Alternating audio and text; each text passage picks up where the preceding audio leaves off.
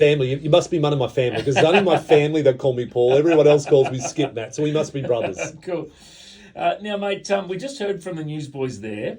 There's a bit of a family connection with you and the Newsboys. Yeah, so my wife's cousin is Wes Campbell, who actually owns the brand Newsboys. So he started it right back when they started in Australia before, and he's the one that took them overseas to America and really has overseen everything. So he still picks all the songs for their albums. So I was in a pre-production meeting when I was over there with him, and he was someone was pitching a song idea for them to go on the next album, and he was like, "What do you think about this song?" Wow. So still very much involved there. And his brother, which is my wife's other cousin, Steve, he's the road manager, the tour manager for Newsboys. So makes everything happen for them on the road. And you had an opportunity to travel with them, but it didn't come off. Yeah, it didn't come off. So in the year between when we finished up in ministry and before I started Alpha, we really felt like that's where maybe we were meant to go. We went over to America, and I had to do a job interview. So I went up on tour, not with the Newsboys, but with a couple of other bands that are in that same stable of bands that are under Wes Campbell.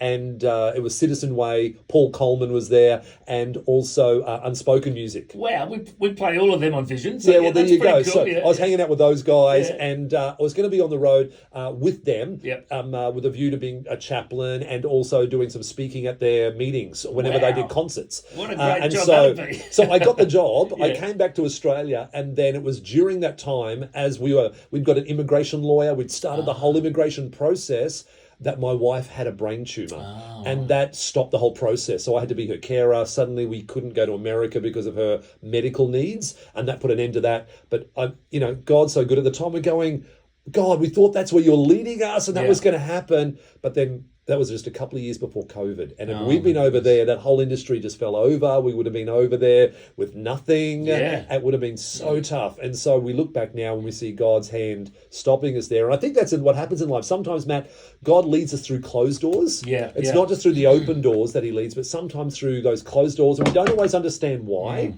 but that can be God's leading just as much.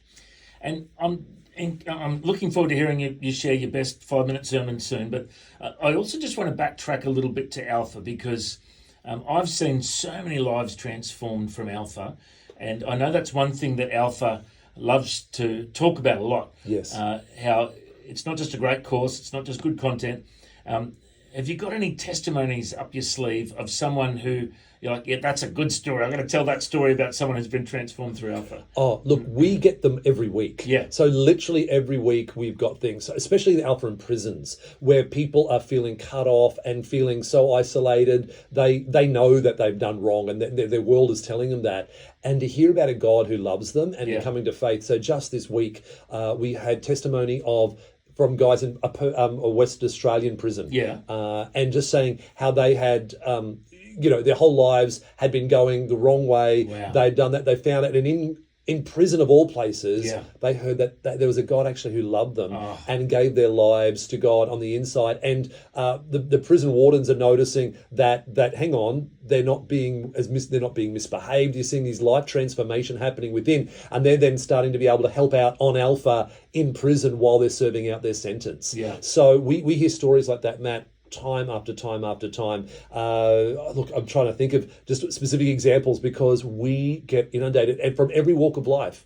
We have young people who are coming to faith regularly through Alpha Youth Series. Again, I heard of one recently where someone was saying they were contemplating suicide and really ending it all. A friend invited them to Alpha, and they went begrudgingly, and then in that moment, series of moments, they kept coming back because, hang on, let's go to the next one. Come to the next one. Powerful. And God found them in that moment. They gave their lives to God, and their life has been turned around. So going from literally death to life. So these are the stories that our team just hear time after time after time. So it's so exciting to be part of something that is so effective and is having so much impact, as you mentioned before, across every denomination. Great. So every denomination in Australia somewhere uses Alpha. And it's used, and it can be used one-on-one. It can be used in 1 to hundreds. It can be used in country areas, because some people do it online. So because they're isolated, but you can do Alpha online and do. Cool. I did Alpha. I'm based in Brisbane, but I had people in Darwin doing. Actually, I had a deaf lady in Darwin do Alpha with me because she couldn't access Alpha for the deaf. And great news this year, Alpha in Auslan is coming out. Brilliant. So we're so excited to release that first time. So a whole new language, the Auslan language. So if you've got deaf friends, Alpha in Auslan is going to be released about mid-year. So we can help you access that. But she was in Darwin. She had an interpreter in Melbourne, an interpreter in the Gold Coast. Amazing. And because we're all online, she could be part of the Alpha experience and really hear about the love of God for her from there. So this is what Alpha can do. It can be used remotely, it can be used in person. It's such a wonderful tool. And have you met Bear Grylls? I have not personally met him. I've seen him. I've been close to him. I met Mickey Gumble, but I haven't met Bear Grylls. Bear was at our conference last year. We have an Alpha conference, a global conference in the UK, and he was one of the guests. And I saw him ride up on his push bike. Actually, I saw him ride his push bike. In England, in London, everyone rides their push bikes. So Bear was riding his push bike to the meeting at the back. I happened to be walking around the back, and he went in. I went to say hello, but he'd already gone. Oh wow! So he's on a lot of promo material for Alpha, and his life's been transformed as well. So fantastic, brilliant. Well, once again, search up alpha.org.au or search him up on socials and find out more about Alpha. And shortly, we're going to have Paul Skip Smith sharing the best 5-minute message that he's got up his sleeve coming up real soon here on Vision.